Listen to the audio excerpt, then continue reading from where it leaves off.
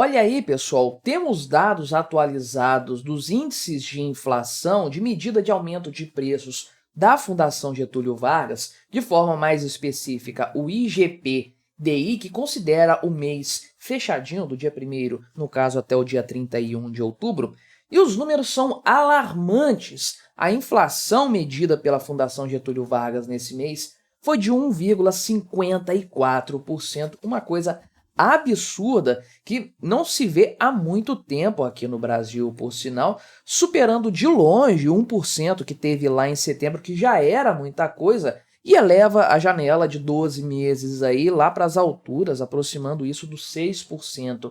Já a inflação no Brasil está completamente descontrolada neste momento e a partir daí nós podemos esperar mais aumento de taxa de juros daqui para frente. Já tivemos uma hoje, né? Nem vou repercutir aqui no canal, mas aconteceu, já era esperado. Vamos continuar tendo isso porque os preços estão descontrolados, completamente fora de rumo e o Brasil está perdendo a mão, essa é a verdade. Vamos ver o que aumentou aqui. Quais são os itens que puxaram essa inflação para cima e, especialmente, analisar qual é a tendência, para onde que isso vai daqui para frente com o dólar em patamares extremamente elevados também. Mas antes, não se esqueça de se inscrever no meu canal se você ainda não for inscrito. Me ajude a chegar aos 20 mil inscritos. Estamos nos aproximando, uma marca importante para mim. Canais pequenos precisam desse gás para continuar crescendo e se você quiser ajudar ainda mais este pobre produtor de conteúdo, torne-se membro, patrocinador do meu canal, R$ 1,99 por mês, não te custa tanto, mas é muito importante aqui para o meu trabalho, né? Então, fazendo aqueles disclaimers que eu sempre faço nesse tipo de vídeo, inflação não é aumento de preços, inflação é o aumento da base monetária.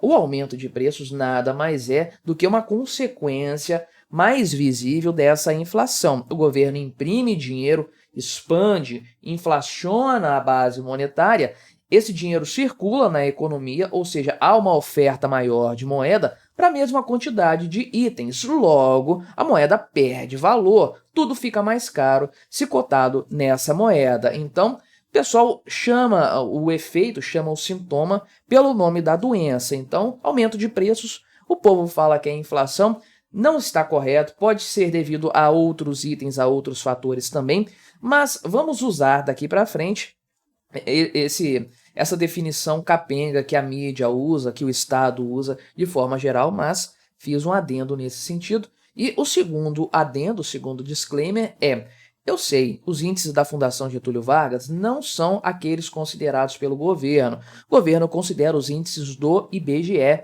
notadamente o IPCA, fechadinho lá, né? Tem o IPCA 10, o IPCA 15, mas tem aquele índice mensal que é, de fato, o que é levado em consideração para a tomada de medidas de política monetária, por exemplo, né? Mas eu prefiro os índices da Fundação Getúlio Vargas, acho que eles representam melhor a realidade, acho que eles são mais fidedignos. Perfeitos não, mas são melhores que os números do Márcio Postman, sem dúvida, por isso que eu gosto de trazer aqui no canal. Acho mais realista, parece mais com o que eu vejo no dia a dia no supermercado, no posto de gasolina, pagando a conta de energia. Então, o que puxou isso aqui para cima, né? Principalmente o IPA, né, que é o índice ao produtor amplo, né, que representa aqui o atacado e teve uma elevação de 2% no mês de outubro, que é uma coisa realmente assustadora, né? Então, esse índice é composto por 3 grupos, por 3 subitens, o IGP-DI. A diferença do IGP-DI para o IGPM é a data em que esses dados são considerados. O IGPM leva em consideração do dia 20 de um mês até o dia 20 do mês subsequente. O IGP-DI é do dia 1º até o dia 30, o dia 31, o dia 28, o dia 29, depende do mês aí. Então, a diferença basicamente é essa. Mas a metodologia é a mesma para conseguir os dados. O índice geral é feito por uma média ponderada de outros três subitens, né? O IPA, que é o índice de preços ao produtor amplo, é o principal, responde por 60% desse índice aqui. O índice de preços ao consumidor, que é o IPC, que responde por 30%, e o INCC, que é o Índice Nacional de Custo da Construção, INCC. todos eles subiram, todos eles aí tiveram um ganho, né, em relação ao mês anterior, embora o IPC tenha variado menos do que o IPC de setembro. Não significa que caiu, só acelerou numa velocidade menor. Tá tudo subindo, né? Não teve deflação em nada, só teve aumento de preços. Logo, tudo está mais caro do que em setembro. Alguns itens apenas que não subiram tanto quanto em setembro, mas subiram também. Agora, a maior parte subiu, especialmente nesse índice que é mais importante, que é o IPA, né? Então, no mês anterior, o IPA subiu 1,20%, ou seja, né, realmente a coisa castigou bastante nesse sentido. Aí, vários itens aqui foram responsáveis por esse cenário, né? Tem os bens finais, os bens intermediários aqui, né? Bens intermediários teve um recuo de fato, né?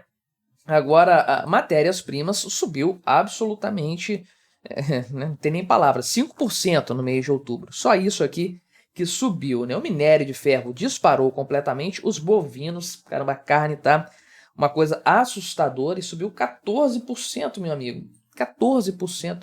Imagina o ferro que isso aqui vai ser pro povo brasileiro de forma geral, né? Alguns tiveram um crescimento um pouco menor, mas subiram também, né? Soja, leite, café, tudo isso aumentou. Aumentou um pouco menos do que em setembro, mas segue subindo de forma geral aí, né? Então, a alimentação ficou mais cara para o consumidor final também. Tudo aqui aumentou de forma consistente, de forma considerável. E aí você tem o problema sério de um efeito cascata. Esse percentual de inflação, de aumento de preços medido em outubro, já incidindo no que foi medido em setembro. Então, setembro subiu pra caramba, 1,03%, que é muita coisa. E esses 1,54% agora de outubro são em cima desse patamar de aumento lá do mês anterior. É difícil até fazer essas contas, não é somar um com o outro, é percentual em cima de percentual. Eu até faço análise aqui no canal de vez em quando, dizendo que quando nós temos um índice muito alto em um mês, a tendência é termos um índice menor no mês subsequente, porque é difícil ter um aumento tão substancial assim com frequência. Então, geralmente, você tem lá 1% de aumento no mês, no outro você tem 0,2%, porque é 0,2% em cima daquele 1% lá de trás, é muita coisa já. Mas não, olha aqui, o mês de outubro foi ainda pior que o mês de setembro. E é claro que aqui tem um peso do dólar nessa história que está disparando de forma considerável. Eu sei, você assustou vendo o dólar a R$6 também no Google, né? Engano, aquilo ali foi só uma trollagem, né? Só para deixar a gente assustado, mas não está longe. Essa realidade não está longe. Esse é o problema. Dólar a R$5 vai deixar saudade. É um passado que o mercado já precificou. Não volta. E aí tudo o que é importado pelo Brasil e tudo que também acaba sendo exportado sofre com isso, porque com o dólar lá nas alturas fica caro você comprar itens de fora, obviamente.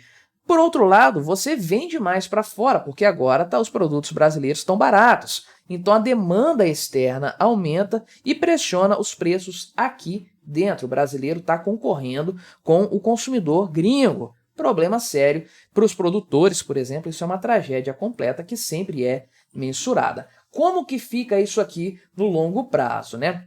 Bem, a tabela que eu sempre trago aqui para vocês dos 12 meses, que é importante, tá de cabeça para baixo aqui, não sei por que motivo, né? Mas está vindo aqui de 2023 até 2024 aqui embaixo. Então você tem o índice mais recente aqui de outubro e a janela de 12 meses, portanto, pega de novembro do ano passado para cá. Veja que nós estávamos ainda no acumulado deflacionário, herança do governo Bolsonaro, que chegou ao seu máximo aqui no mês de fevereiro deste ano. Aqui é um problema grave também para a gente considerar, que são essas deflações de janeiro até março, né, de 2024, né?